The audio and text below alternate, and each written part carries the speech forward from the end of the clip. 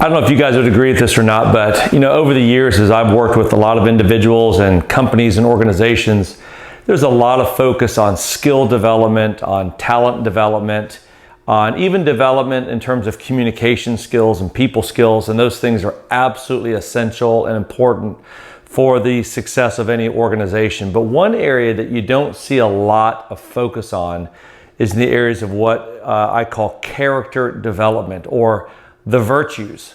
Most of us, I think, would agree if we thought about it. If you took a person's skills, their ability to deal with people, and their character, I think most of us would agree that a person's character, their integrity, and who they are as a man or a woman or as a leader, that is the most important of the three elements. Because you could have the other two, but if their character is defective or really problematic, it's going to be very difficult to work with this person, to even trust this person. So I want to show you a model that I think is absolutely critical in understanding the development of character and how do we as individuals keep growing. I mean, we are all a work in progress, no doubt about it. I just look at my own life on any given day and I see how many times I just fail myself or fail other people, but I don't give up. Even with the mistakes and things I've made along the way, I continue to strive to become the best type of person that I can be. And part of that comes down to what is called the virtue development process of an individual. Aristotle talked about this model many, many years ago, and it today still is very helpful for us as we try to understand how do we continue to develop our skills as a person, developing our character. So let me show you what this looks like real quick. I think you'll find this really interesting. Take, for instance, the virtue of courage. Courage is that ability. It literally is a strength of heart. That's what courage means. It's a strength of heart that when confronted by fear, it's the ability to rise above fear and still take action in the presence of fear. A person who's deficient in fear, Aristotle argued, struggles with cowardice. In other words, they're not doing the courageous thing, they're moving away from the courageous thing. And now fear overtakes them. I want you to think about the scenario of maybe there's somebody that you need to have a conversation with, or you need to be honest with them. You need to maybe try to correct them or confront them about something, and yet you still haven't done it. You still keep avoiding the conversation. And a lot of times we avoid those conversations and take too long to do them because we are afraid of the outcome. We're afraid of the unknown, of what's going to happen if I do this and it doesn't go well. And so Aristotle would say, in that moment, we have moved towards the deficiency of cowardice rather than doing the hard thing in the presence of the uncertainties and the fears. You can also go the other way, which is the excess of courage. In other words, it might look like courage on the face of it, but it's not. In fact, he calls it recklessness. This is where you go in now and you do something without any fear whatsoever. And because you don't have any fear, you can now do anything that you want. I want you to imagine the same scenario. You are so frustrated, you're angry with somebody for something that they did or they said. And so you go into their office, let's say, and you just now give them a piece of your mind. You just let them have it. You just unload everything that's on your gut to them. And you are now committing a reckless act. And why is it reckless? It's reckless because now you're doing damage further to the relationship. You're doing damage to them. You're doing damage to yourself. And Aristotle said that's not courage at all because you barged in and just vomited on somebody. You actually committed a reckless act. No, courage is the virtue.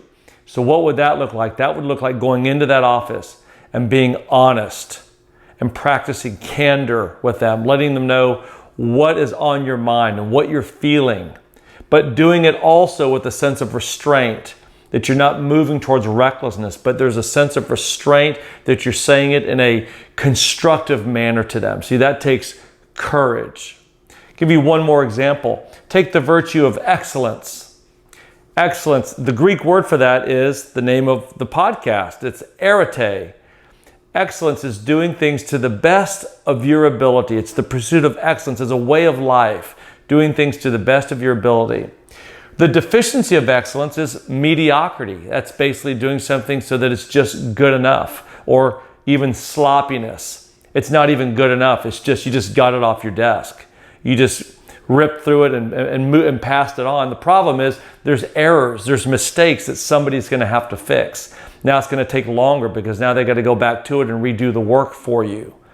Or maybe you've got something around your house that you've been meaning to fix and you just don't feel like doing it. So what do? Rather than doing it with excellence and doing it the right way, maybe you don't screw the screw all the way in, or maybe you don't go get that washer that you need that needs to be a part of that. So it's a little bit off, or maybe you hang something and it's not exactly right. It's just slightly off, but to you it's good enough. See, it's the deficiency, it's mediocrity, it's even sloppiness. Or you can go the other way. You can go towards the excess of excellence, which may look like excellence, but it's not. And it's what's called perfectionism. Perfectionism is when you do something and it's never really good enough. You spend far too much time focusing on it, far too much time redoing it, always trying to make it better and better. And the reality is it just slows you down in everything else. And you're not pursuing excellence as a way of life, because perfectionism, frankly, slows you down and it makes you probably difficult to work with or even difficult to live with. See, the virtue is excellence, which means you're going to strive to do your best as a way of life, not towards perfectionism where you're never satisfied, and certainly not towards mediocrity or sloppiness. So what do you do with this model? Well, here's a great assignment for you guys to think about.